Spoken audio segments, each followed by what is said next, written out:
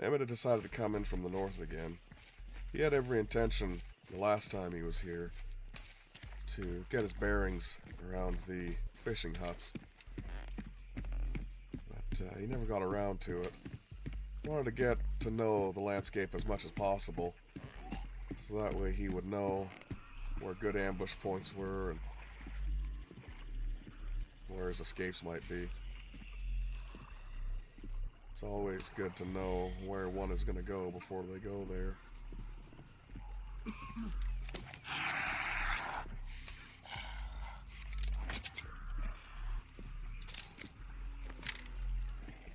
So it's Emmet's fourth hunt.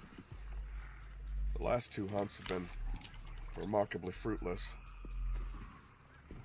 Well, remarkably fruitless in the sense of achieving that which he told the hunting society he would achieve. Emmet had found his quarry. He was nearby, a lot closer than he'd like to be. He was waiting for another hunter to kill the beast for him. It's not that Emmet couldn't kill the beast. It's just someone else is willing to do the work for him. Why would he go to the effort?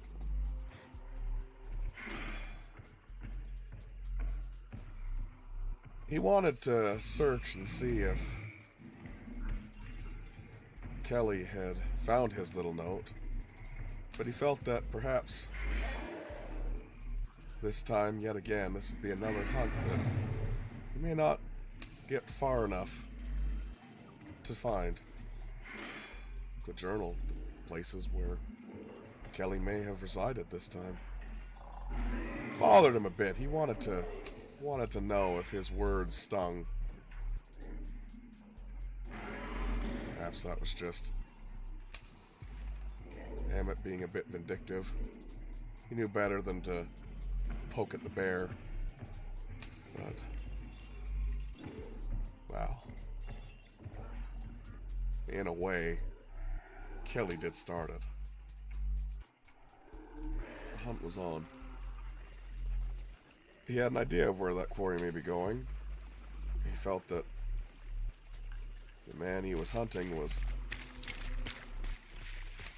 seeking other hunters for sport. Emmet didn't mind killing other men. His killer be killed as far as he saw. But it seemed like this man that he was chasing, this man wasn't a killer be killed sort of man. This man was just simply a murderer. And because that man was a murderer, or at least seemed to be a murderer, well, Emmet had no aversions to putting him down.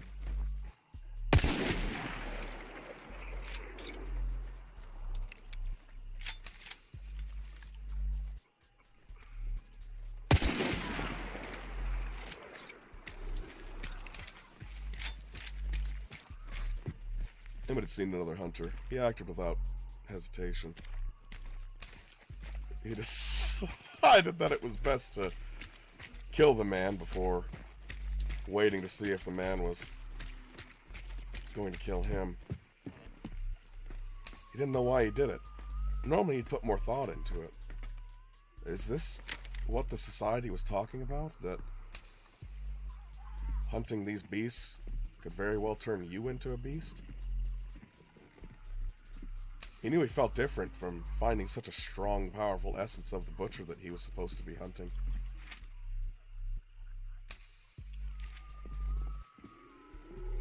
But at what cost? He never had these thoughts before. He didn't know why he was having them now. But here he was, conflicted.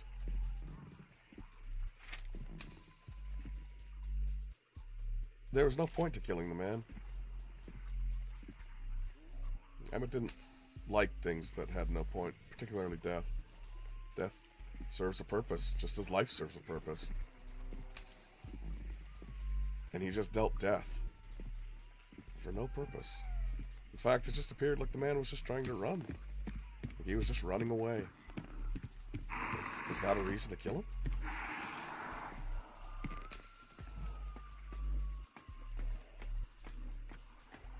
Felt he should ponder more. Decide if he was really conflicted or not. Emmet began to disarm his weapons and hand them to the ferryman. He would have a safe ride home, back to the fraternity.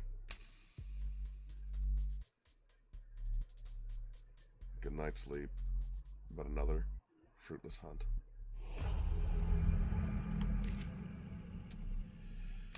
Emmet yet again decided to come in from the north. Although all his hunts so far have been fruitless, he's getting his bearings. He's starting to learn the lay of the land. He felt it was probably safest to come in from the north, given how often he'd been at the south. Particularly given how he went out of his way to tear the scab off a festering wound. He'd come across the journal of one now Kelly Baker, who used to be Richard Baker. And as he came across that journal, he was stuck in that house for some time, surrounded on all sides by undead and other hunters he was certain were out there. He felt safety in the house for a time, so he took it upon himself to get a little bit of revenge. You see, Kelly had been spreading lies about Emmet.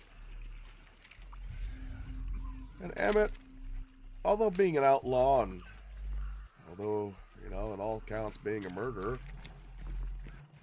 Emmet was honest, and Emmet had a code. And with Kelly going around telling everyone, or as many people as would listen, that Emmet shot 2 helpless men in the back, that bothered Emmet. So upon finding that journal, he thought it fitting to write something very cutting in that journal. What he wrote was specifically for Kelly and Kelly alone. But it appeared that it had done the trick. Emmet's suspicions were correct. Kelly had, in fact, been recruited by the hunters. At this point in time, Kelly and Emmet were both in the same fraternal organization. And that certainly changed a few things. Because if the two of them crossed paths while at the hunting lodge, well, they'd have to play nice. And Emmet wasn't sure if he could, and he was certain that he couldn't trust Kelly to play nice. So it became imperative that he find Kelly before Kelly found him.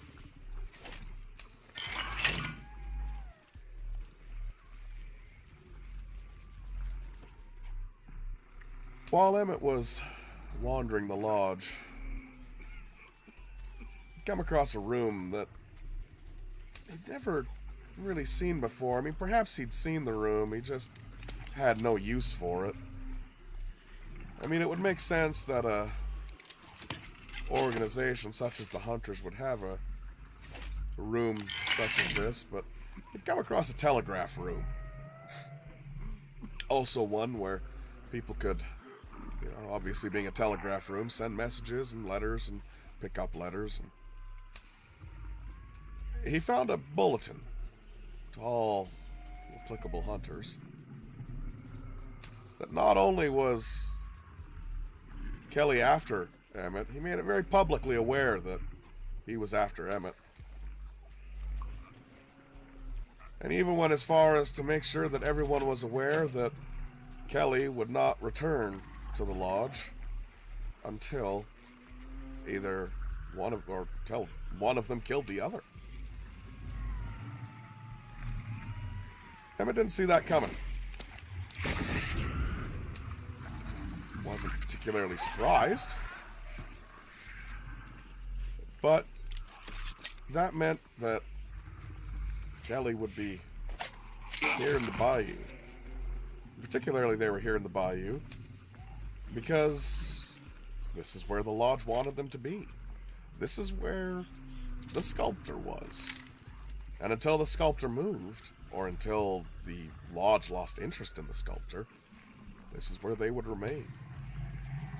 And Emmet was leaving. From time to time, he'd come in, he'd do a hunt, he'd leave, and come back. There was time in between where he would have time to rest, eat good food, make new friends. Perhaps Emmet may return with another hunter and go on a hunt together. But Kelly was staying put. Kelly was staying in the wild. Kelly was going to be beset on all sides by danger. And that meant Kelly was going to have wits razor sharp. He knew that Kelly was going to be grizzled. That Kelly, his grit, was going to be stronger. His will to get revenge could very well be stronger than the will of Emmet's will to survive. Emmet knew people hated him. I mean, it came with the territory. You murder enough people, even if it's not murder, even if it's self-defense, you're bound to make a few enemies. This went beyond just a few enemies. Kelly hated Emmet. Kelly hated Emmet with every fiber of his being. Every thought that Kelly had was hell-bent on the demise of Emmet.